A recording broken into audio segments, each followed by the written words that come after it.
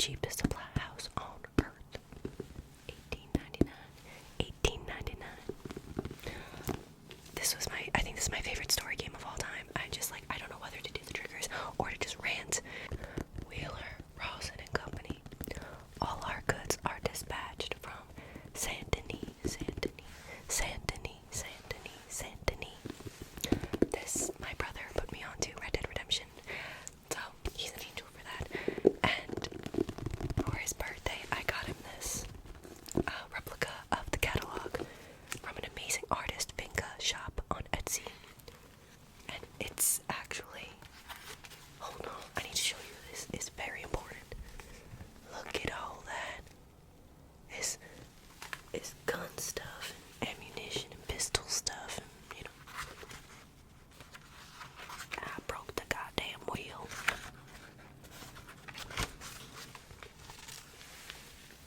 Look, you can get all these things, like when you select the things on the menu in the game. If you've never played Red Dead Redemption 2, in the actual game, when you walk into a shop, you can get canned goods, stuff like ammo and things like that. And on the table where the clerk is, it comes up as this book that you flip through and you can purchase things. And this is actually the book. So this would load up and it's different things you can buy. So cool.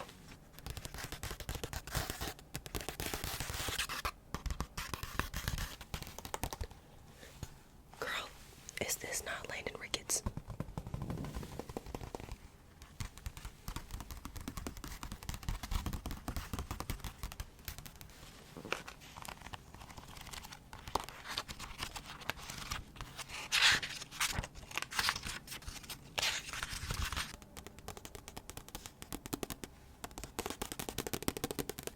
Cattleman revolver and a double action revolver.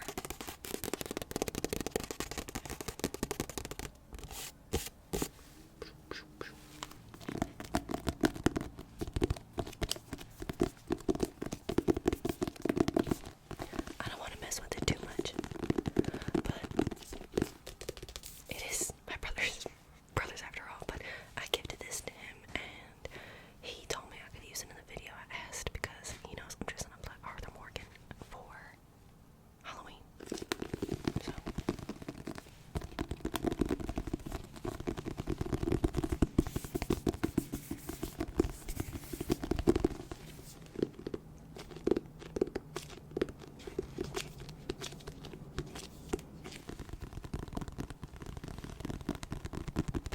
every time I went into the store, I would stock about everything, anything with that, for Deadeye. I used so much Deadeye. I've only played through once. And every time I went in there, I would get the candies. I always had to get the candies no matter what. It's I'm getting candies. The way the store set up, is set up in the game. Those little pink and white marshmallow sort of candies. Those look so freaking good. And the little chocolate bar looks so good. Spoiler alert. I'm assuming the comments are going to be full of things, and I'm probably going to talk about some things. So spoiler alert, if you haven't finished Red Dead, any of them, just be cautious. I'll put a timestamp of when I talk about spoiler things right now. You can still watch the video, but I would be careful in the comments. I'm sure people are going to discuss things.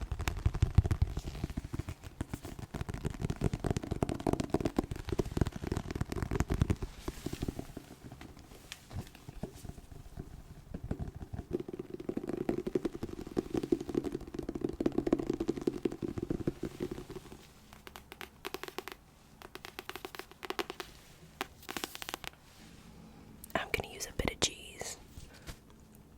But you said you knew Spanish. Okay, let me take a look at you and just check for, I don't know, lumbago or something. See what you got going on over here. Nah, I don't think you got anything wrong with you, boy. No, I don't know. Yeah, you're getting too close. Don't get too close to me. Yeah, you're starting to really piss me off.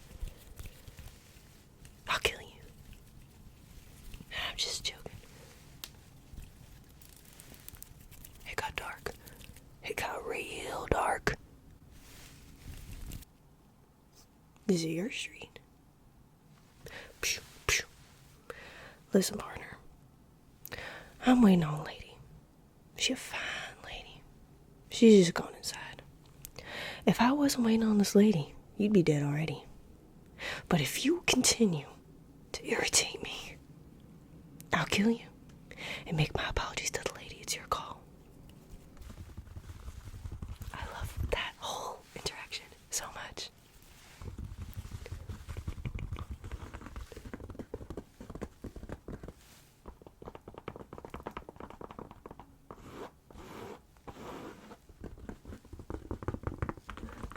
So I wanted to go to Comic-Con so badly. The tickets were sold out.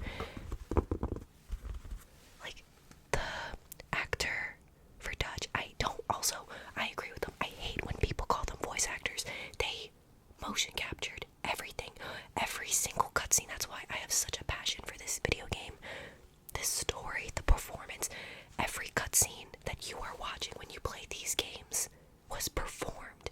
Especially Red Dead 2, like, all the intense scenes between Dutch, Arthur, Micah, like, John, like, those were acted out and spoken out. They were actually there in that, it's crazy. Sadie, like, they performed all of the scenes, like, it's a whole performance. It's a movie to me, like, I give them such props. That's insane. So I have such an appreciation for them, because watching these cutscenes, I'm like, they acted this out,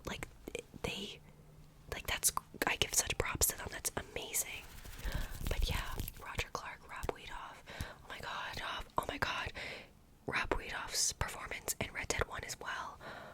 Oh my god, and Benjamin Byron Davis. I love, if I ever met Benjamin Byron Davis, I would faint, cry, faint again. I love them all. Like, oh my god, I just love them. They're all so amazing, and they're all so talented, and I fell in love with the characters so much, and you become so attached to them, and like, I would literally faint and cry. I love them, especially Benjamin Byron Davis. I'm like, he's king. I love him. Also, if you want to know, I only played through once and completed the epilogue, completed everything. I got high honor and saved and helped John to his family. That was my ending. That doesn't spoil anything. That's just, you get a high honor or low honor kind of ending. So that was high honor. That is the sound of my gun holster. I'll show you.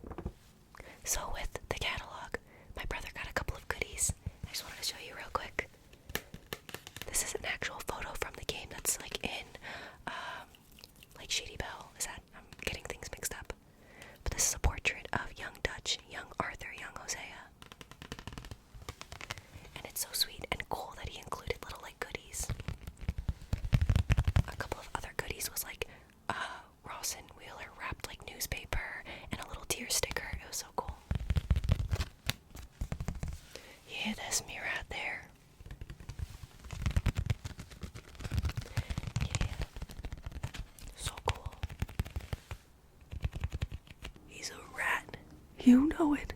I know it. I tried. And in the end, I did. I had nothing spoiled and I knew nothing of Red Dead 1. So, first of all the deaths. Sean, like, my brother watched a lot of me playing because he wanted to see my reaction. When that happened and he's like, and Arthur's like, something don't feel right. He's like, yeah, I could have told you that. I was like, oh, oh. And then they immediately want you to start playing and I'm just like, oh. They'll kill someone in this game and then they just want you to like go into combat mode and you're just like trying to play and you're also like grieving and you're like, what's happening? Right when we got TB, I knew we were gonna die. I was like, alright, this is gonna be one of those games where like we die at the end, okay? But I actually in my head was thinking like, wait, what if the POV, and this was before Dutch was like losing it, so I still was like Team Dutch, you know what I mean? I predicted literally to my brother, I was like, I feel like, because he didn't want to spoil anything for me, he just wanted to watch my reaction, but as I'm talking, I'm like, I feel like we're gonna die, and the POV is gonna change to us being Dutch, and we're gonna have to do things, and my brother's like, oh, that's okay. But I was kind of close, I was kind of on the money with it switching over to John, and also, I didn't play the first Red Dead Redemption, so I had no idea John was even the main character of Red Dead Redemption, so when John, like, gets shot and Dutch leaves him and Dutch is like, I'm sorry guys, like he didn't make it, I'm thinking like, damn, like John died, like damn. So when he came back and he was like, Dutch, you left me to die, and Dutch was like, my son, I had no choice. Like I was like, what like all the emotions when you're up on like the mountain, because I chose to help John find his family and I got high honor ending, so I was like on the mountain with Micah, and then as we're crawling to the gun and Dutch steps on the gun, I was just like, it's Dutch, isn't it? And then you see Dutch like, it's over. I was like, no, Dutch, you bitch. I was like, oh, and Dutch is just like, you see that Dutch is doing one thing but he isn't even sure of himself, and Mike is like, he's lying, he's sick. It's just like, oh wow, and the betrayal you feel. But then Arthur's just like, I tried, and in the end I did. It had me feeling like I died. I was like, oh my god, insane, beautiful game, wow, 10 out of 10, maybe like a 9 out of 10 for the controls being a little crazy at first, but 10 out of 10 game to me. I loved every second of it, even the boring parts. It was so immersive that I didn't really care, and they make the characters so like likable and like witty and interesting and like, wow, so good. And Arthur's just like redemption, and and then Red Dead 1, John being the main character, had no idea. It was so cool to see the epilogue of Red Dead 2 perfectly tie into Red Dead 1. Like, they did such an amazing job. You would really think that they make those games in that order. It's amazing. Dutch and Micah up in the mountains. Dutch is like, hello, son. Dutch in that outfit. Yeah.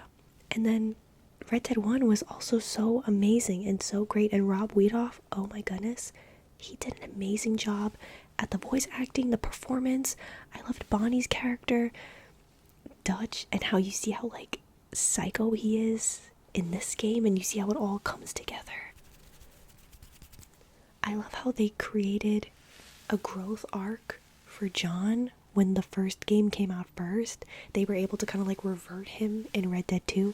So then when you play Red Dead 1, you see that he's taller, he's smarter, he's more eloquent with the way he speaks, he knows more words, he seems more educated, more mature. It's just very interesting that they were able to do like a reverse arc, knowing what's going to come next.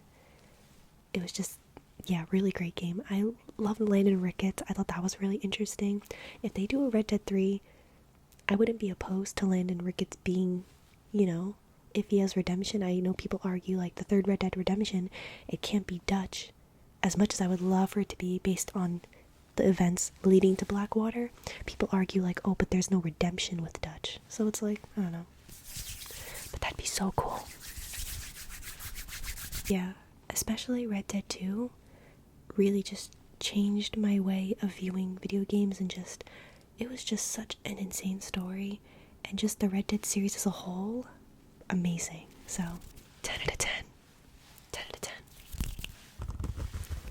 I can't wait to replay it and probably record it. Just amazing. I could rant forever, so I'll stop here. I could literally talk about Red Dead everything forever.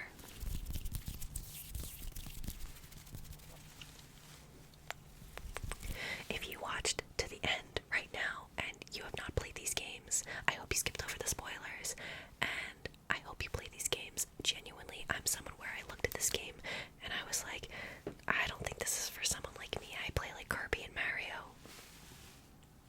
If I can play it, anyone can play it.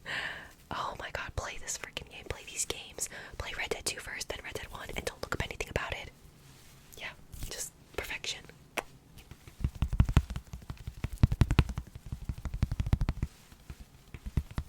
Thank you so much for watching. I hope you enjoyed.